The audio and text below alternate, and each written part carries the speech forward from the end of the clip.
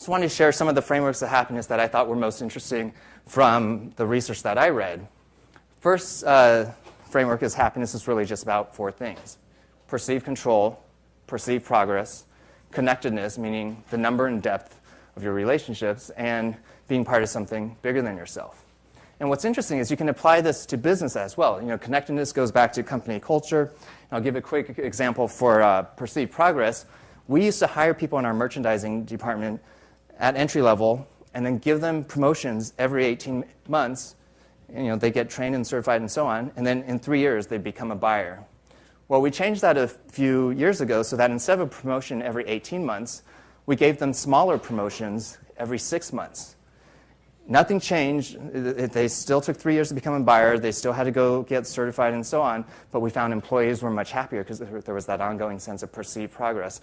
And it cost the company nothing to do that. Maslow's hierarchy, there's a book called Peak by Chip Conley, P-E-A-K, where he condenses it down to 3 levels. And so, for example, for employees, it's do they think of their work as a job or career or calling? And our whole goal at Zappos is to move them up that pyramid so that they're still employees at Zappos 10 years from now. And then the last framework I wanted to share real quickly are the 3 types of happiness: pleasure, engagement, and meaning. And the first type I like to call the rock star type of happiness because it's all about chasing that next high. And it's great if you can sustain it. The problem is it's very hard to sustain unless you're basically a rock star.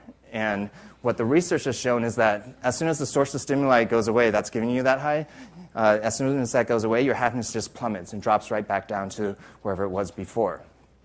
It's the shortest lasting type of happiness. The second is called flow, and it's about, we've all experienced this, it's about those moments when time just flies because you're so into whatever you're doing. For some people it's running, for other people it might be painting, and it's 3 hours past, seems like only 20 minutes have passed. And professional athletes refer to it as being in the zone, where peak engagement meets peak performance. And other characteristics associated with it are you lose a sense of self-consciousness or even self.